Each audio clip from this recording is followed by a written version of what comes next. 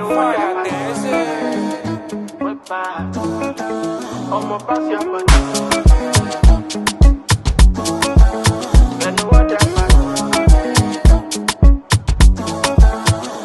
this your back. They make me shiver.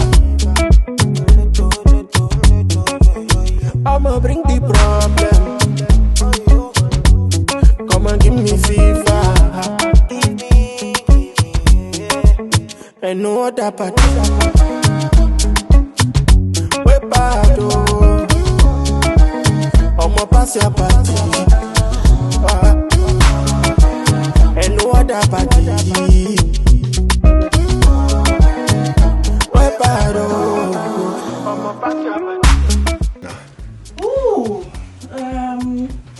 Yeah, the first time I came was in 2002. Actually, so it's like 20 something years thereabouts. Yeah. I also came as a student. Okay. How was the journey? I was good at that time. It wasn't. It must be tough those periods because it was tough because there's not enough a lot of blacks. Or Nigerians. I didn't know. I didn't know anyone. I actually didn't know anyone, to be honest. Oh my God. Yes. But the passion at that time was just that I want to come and study. Yeah. I want to come and study something that will benefit my country. It wasn't as if, even at that time, it wasn't as if I wanted to come and stay in Europe. No. Because my passion has been to help people, to create impact. Yes. So the first time when I was doing my BSc thesis, and I was also I was doing it in malaria studies. Okay. So, and I was doing a lot of research, reading a lot of articles and papers. Yeah. So when I looked at those articles and papers, I saw that some of the professors, researchers were from Sweden, Stockholm, Sweden. So I became curious. Why? How come? Yeah, studying malaria and a person who lives in Sweden who doesn't know the half of the... Exactly, doing all the research. How come they're the ones doing the research? Of course, there's also some papers from other places, UK, which is very popular in Nigeria. But I was just really curious. Like, why? Yeah, I see. So, and then I contacted one of my mentors at that time. He's in the US now, he's also a professor. I contacted him and then I said I would love to further my studies. My parents wanted me to go to Ghana actually to do my master's. Yes. Oh, you already a graduate before you came here? I was already done with my BSc. With BSc, my BSc thesis. So I wasn't like, it wasn't your first degree? Yeah. It was in Nigeria. No, I mean when you came here, you weren't coming for first degree. No, you were just coming for masters. I was coming for like masters. Okay. Okay. Yeah. Wow.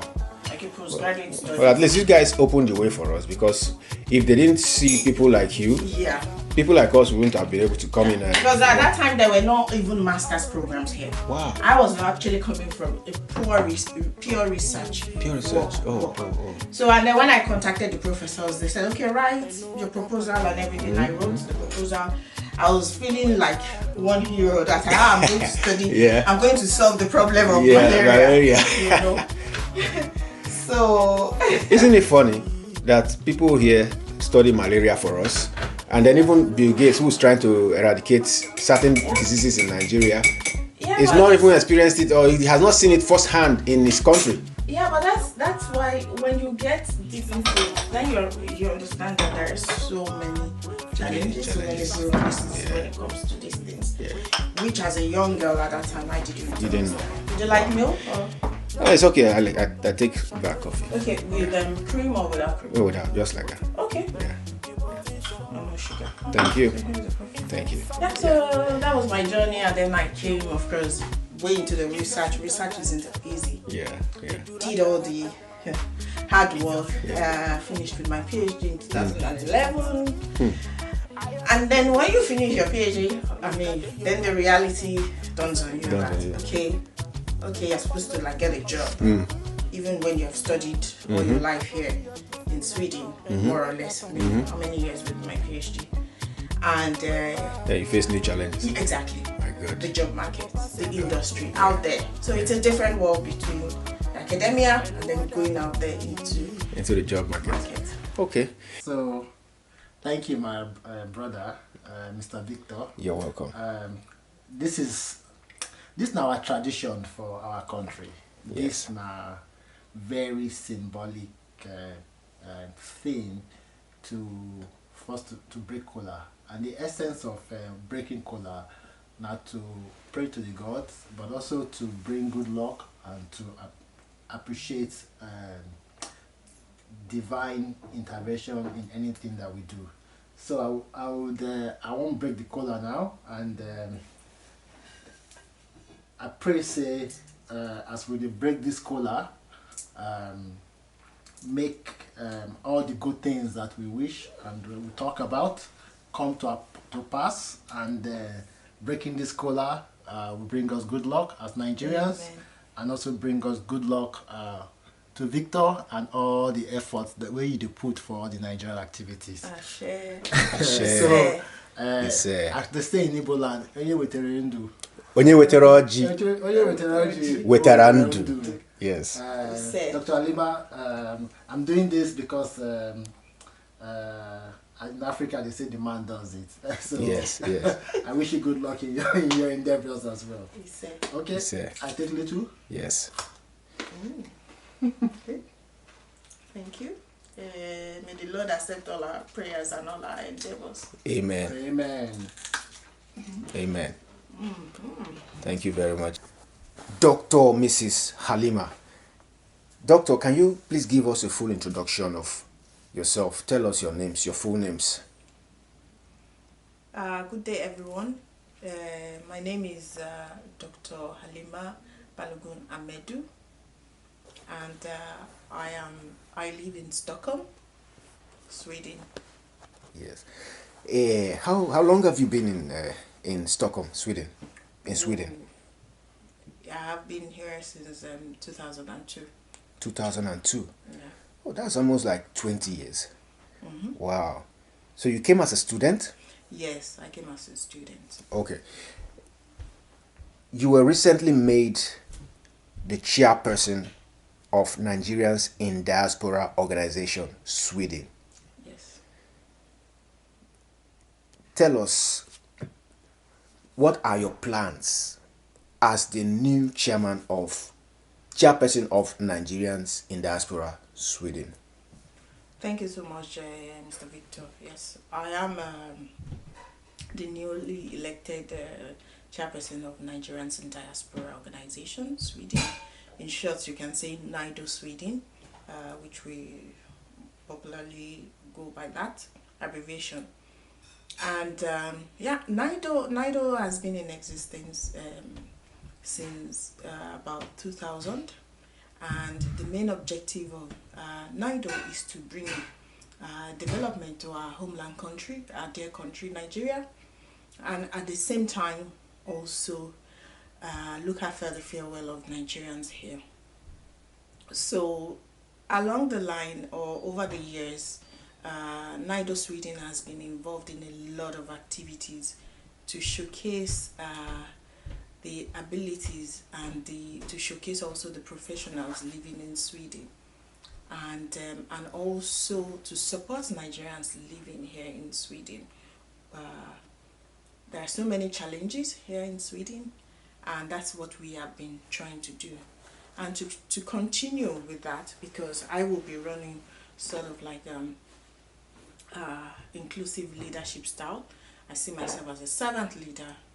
Even if I am the chairperson, I am also a follower, and I hope to bring everyone along in my team, as well as to bridge the gap between the different organizations here in Sweden. So what we basically do is to attend to some of the challenges that Nigerians face in Sweden, and we try to support and help them. And at the same time, we do not forget what is happening back at home, our homeland country. For example, in terms of what NIDO stands for, I mean, recently we've seen the issues in Ukraine right now. And NIDO Sweden also belongs to the main body, the umbrella body, which is NIDO Europe. And we follow the constitution from NIDO Europe. And in fact, yesterday night I didn't sleep, because there was a lot of information out there from NIDO Poland. They were sending out information to see how we can support our students in Ukraine to get them over to a safe place. And that's one of the benefits of being in NIDO, and that's one of the things that we strive for and we try to do. At the same time, NIDO Sweden liaises with NIDCOM in terms of how we can support, improve what is happening in the diaspora, at the same time what is happening back at home. So those are one of the things that NIDO in general, as well as NIDO Sweden, does. So we follow the constitution of NIDO Europe. Okay. And we don't just do things. We have people that we liaise with. And when I say people, these are professionals. These are people that have wealth of knowledge, actually. So if you're a member of NIDO, you know that you have access to such persons. During my last interview with the previous chairperson of NIDO, he spoke about how NIDO used to be an organization for professionals, and then later they lowered the bar for everybody to come in. Now, I want to put a question to you. Are there other criteria required for a person to become a member of NIDO, or you just simply need to be a Nigerian? You simply need to be a Nigerian, actually. And as long as you are committed and you have the interest of the organization at heart, then you are welcome to join NIDO. Anyone is welcome. I actually joined NIDO when I was not even, because as a student I don't see myself as a professional. So that was when I joined NIDO, way back when I just came into this country, because I also felt like I need to belong to a community, with my people, and that was why I joined NIDO. And you also think, okay, maybe I can contribute one thing or the other. When I say contribute, I'm not talking about your money. No, it's not monetary. It's about your ideas. It's about what you can do. Oh yeah, I can help with this, I can help with that. And that's what I mean by contribution. And when we all come together with ideas, we can go places, especially in Sweden. Yeah. I must say that NIDO, I was a bit impressed by the information sharing during this Russia invasion of Ukraine. I saw numbers flying in, out, the NIDO, you yourself sending in numbers to students who are living, or people who have relations who are studying or living in Ukraine, where they should go to, numbers they should call to get help. Because I heard the Polish governments are restricting the people who want to cross the border, that they're only taking in Ukrainians, they're not taking in Nigerians. Do you have further information about this? How is it going so far? Do you think the information has gotten to the right ears and people are, what is this current situation with Nigerians in Ukraine? Yeah, very good. The initiative that you saw, that you said I was sharing, came actually from the members of NIDO in Poland, actually. So they took up the task, as well as I'll give it up to the chairperson. We call him Dr. Obashikola. He is the NIDO Europe chairman. So we have, like I told you, we have like an umbrella body. So who is the overall head? And so they've been on this issue. Even earlier this week, I've been actually chatting with him, and they talked about, they've been liaising with NIDO in Ukraine and NIDO in Poland. So the numbers, those initiatives that you saw, and they've created a large Telegram group as well, the initiative of NIDO in Poland. And when they pass the information, because we have a big WhatsApp group where we have all the members of NIDO Europe, they are in that group. So they pass the information across, and then they say share it to all the students, and that was what you saw. Okay. Now, I have a very important question to you. Is the NIDO Sweden, does it have any structural steps to follow as to what it does for Nigerians, or is it subject to the current situation or peculiarities of a particular environment? What I mean is, what are your plans as a NIDO chairman? Okay, very good. During our last executive meeting, it was, and this is what we've been like talking about. Of course, we have our own peculiar challenges in Sweden. It's not the same in UK or in Poland or anywhere in Ireland. So, and that's what we have been trying to do, to map out those challenges and see how we can support. What are those challenges you want to map out and you want to solve? Not that I want to. We've been doing it over the years. That has been our strategy, actually. Okay. And that, you know why I asked this question? Yeah.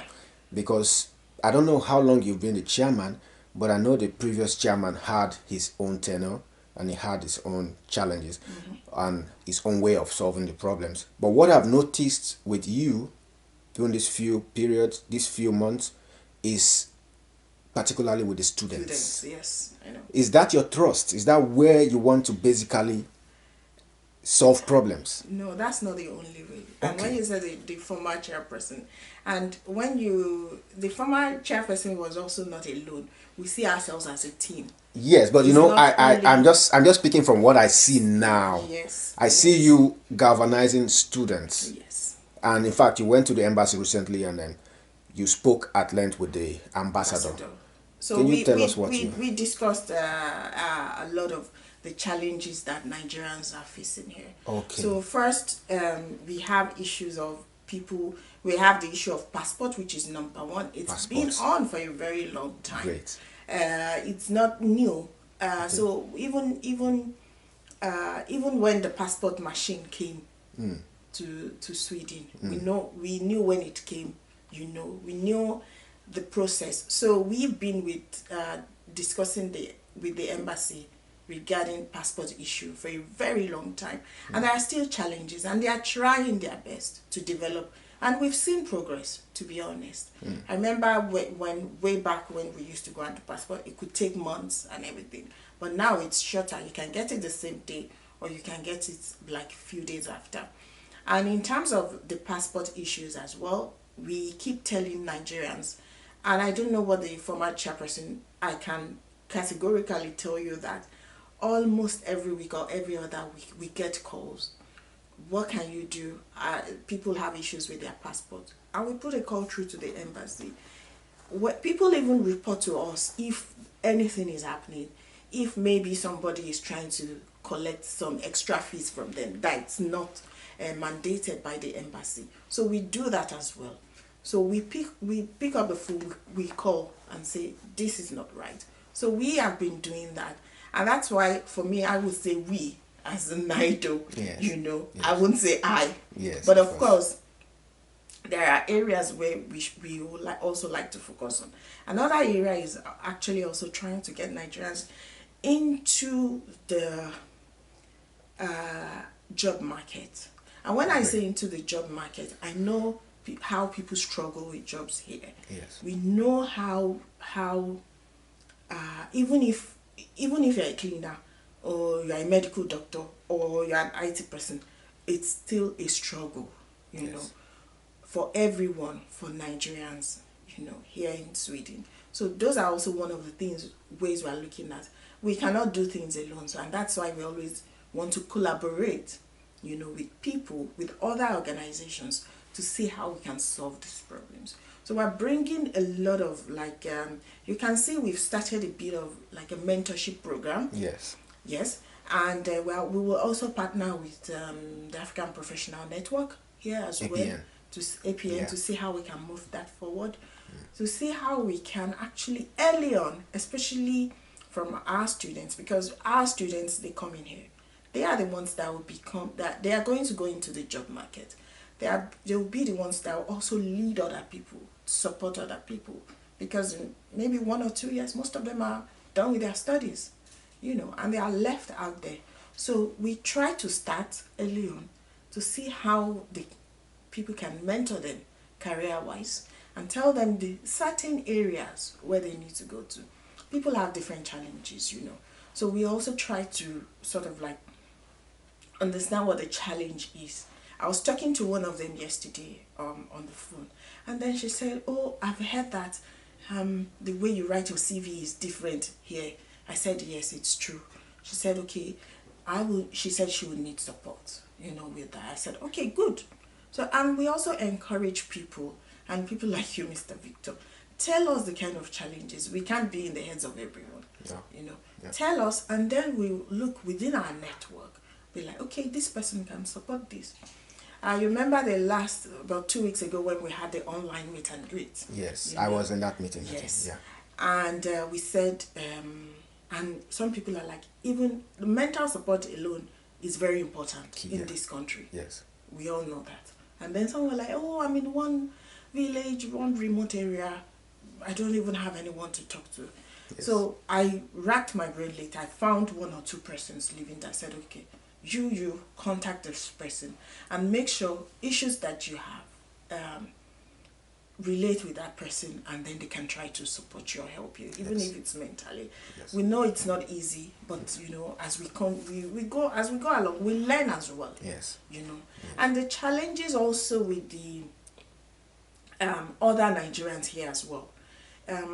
My discussion with the ambassador was that yes, we need to find ways, to solve problems. People have challenges with documents, with documentations as well. We discussed that at length as well. So we're going to try to cover all the different areas. Yes. And then one key area that I know that I also need your support is to bring everyone together, to bring us all together as Nigerians. It's good you said that, because I was talking with the Nigerian Union yesterday, and I asked a pertinent question. If I bring the Nigerian Union and NIDO to a table, if they're going to be able to work together with NIDO to team up and work for the Nigerian people, and their answer is yes. So I will put that question to you today. If I talk to the Nigerian Union and then bring you two together on the table, will you be able to work together for the benefit of Nigerian people in Sweden or Scandinavia as a whole? Absolutely, yes. Okay.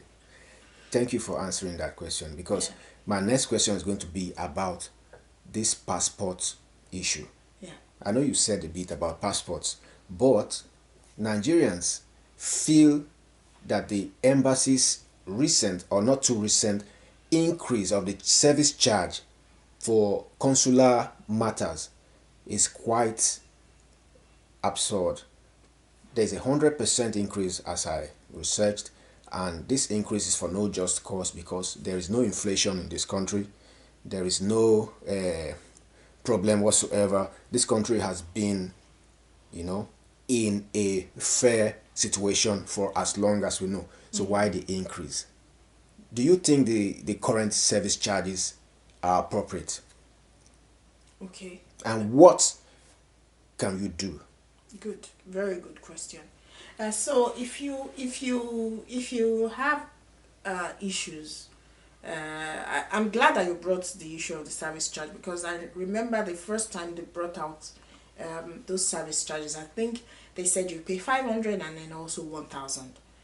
And then I remember that Mr. Ernest and Mr. Amedu, the former, they are in the former ESCO. I was also in the former ESCO as well. And then they put a call through, and I think they slashed it to 500 and 500. So that's one step, one thing that we did. I'm not sure, maybe Mr. Ernest will have more details regarding that.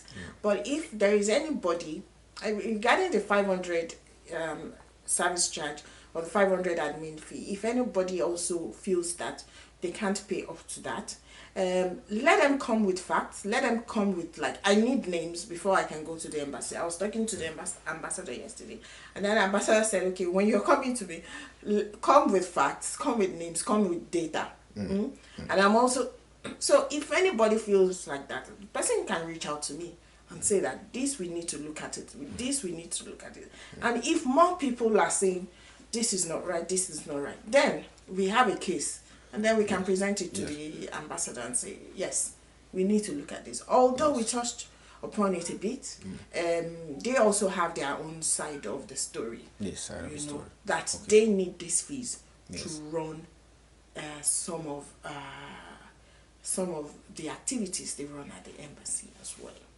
Yeah. So yeah, why not? We can take it up. Okay, because I have done my researches, and I have at least I have 2 examples of situation where people wanted to do their passport, but there's someone outside that gets paid to facilitate this in the embassy. Good. And the idea of an embassy is for one to walk into the embassy and get his passport after calling to confirm a date. But why go through somebody who is an external person to get these services done? You know, so and that person gets his charges, and these charges can range from 1,000 to 2,000, and people who are coming from outside Sweden are also feeling the brunt. You know, because this is the only embassy for Scandinavia. Yeah, I understand, and I think I've heard of that case as well. So the ambassador isn't aware of that, and the ambassador has said, if you know anyone, if you have names, that we should come with the proof. I remember one case now actually, when somebody paid extra, and I know that my husband picked up the phone and called one of the embassy staff and said that what this person said, he paid so amount, please refund if somebody has done that, and the money was actually refunded. So what I'm telling you right now is, if you have proof, if you have any evidence, if you have anything and you know the person, please reach out to us, and we will take it up. Okay, I think we're and looking ahead. Nigerians, if you want to do your passport, make sure you fill the right information online. Everything is online now, and we are also working with the embassy to actually improve these processes. Now I think on YouTube there are videos of some of the embassy staff. They tell you step by step how to fill your forms, what you need to do, what you need to provide.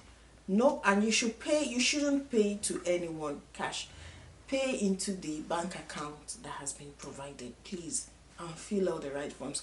If you are not sure how to fill your form, if you are not sure of the documents that you need, call the embassy, you know. And if you cannot reach them, you can always call Nido, and we can call them and say, okay, this person couldn't find the form, or maybe the booking system isn't working. So please reach out, find the right information, and don't pay to anyone.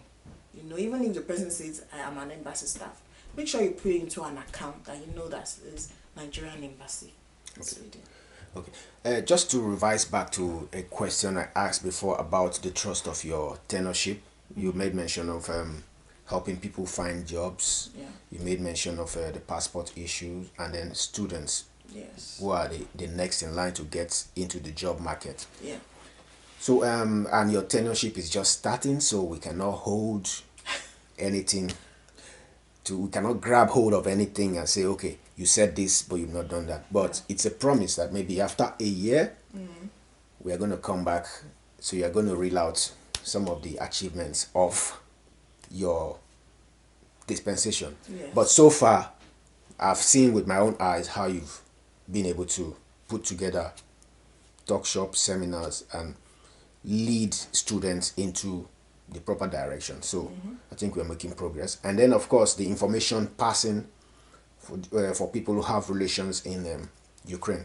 Yeah. I think that's a great way to start off. Yeah, we are planning so many things. I don't want to say those things here. Yeah. And then as we go along, you'll see. Yeah, that's why we're here, because we want to see it, and we want everybody to see it. Yes. So in the next couple of months, we'll start to assess and see where you are improving and where you are getting it right, and we'll come back with our camera. Okay.